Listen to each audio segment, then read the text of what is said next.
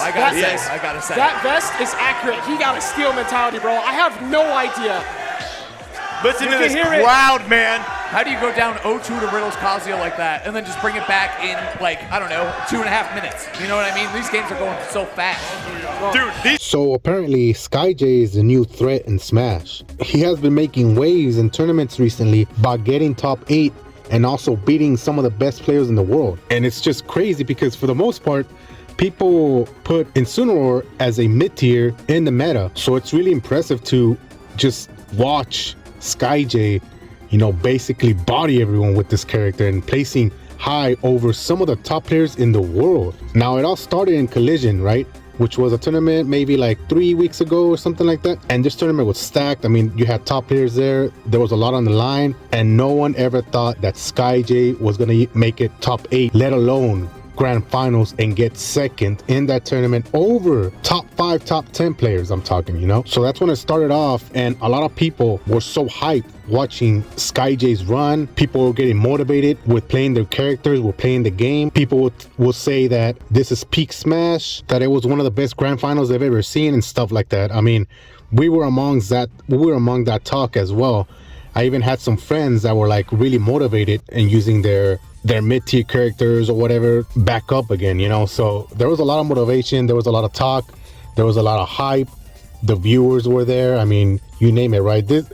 It's funny because Skyjay himself was on cloud 9, you could tell, because I know on Twitter he was about like 2,000 followers around there, and now he's like 15 plus. So I mean, there was a lot of hype towards him, right? And it's really cool to see that. So fast forward to this past weekend, and we had Ultimate Summit, another big tournament where only 16 invited players get to compete, you know, whether you qualify from a tournament or you get voted in. Now, I'm not going to go over how he got in because obviously he wasn't one of the qualified or voted in players. He was just going to be there already, and then something happened that some unfortunate circumstances, one of the top players that was there already attending in the tournament could not attend anymore. So there was a spot open from the 16 players, right? So they had 2 players, Skyjay and another player that was already there, compete for that spot. And then my boy Skyjay got that spot, right? So he was now able to compete inside the tournament, which this tournament is really huge because it's one of the biggest tournaments of the year,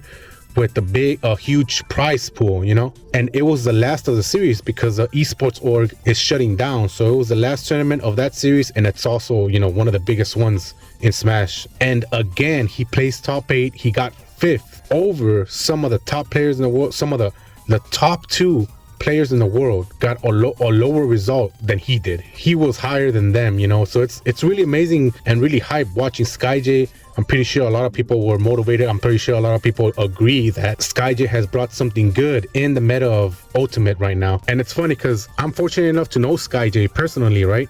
Sometimes Meister and Skyjay come stay in my place whenever there's a tournament going on here in Texas, a major tournament. They come and visit. But one of the last times they came, we actually made a video, and I put the link on the video if y'all guys want to watch it. And we had a little episode where we talk about video games and stuff like that.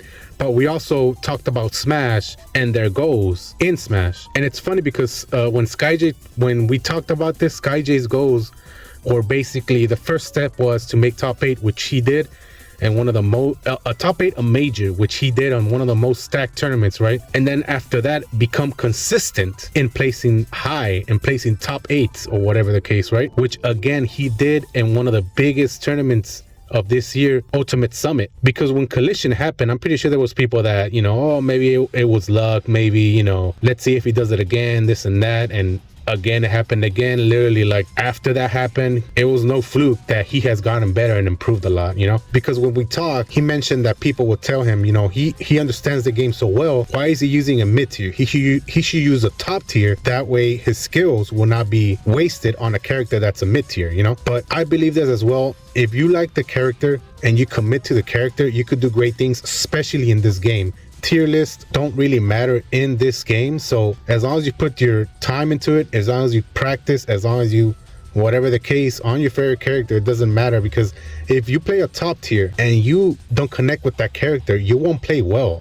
even though the character is supposedly a better character. You know what I mean? So what do you guys think? For me, I think Skyjay brought a light into the Smash community, because obviously there's been some dark times recently, and he just brought in, like, he just went in and bodied everyone, and just like, you know, with a smile on his face and all that. I mean, it was really cool to watch, and all the sets were hyped, you know. So what do you guys think? Let me know in the comments below, and I'll catch you in the next one. Peace.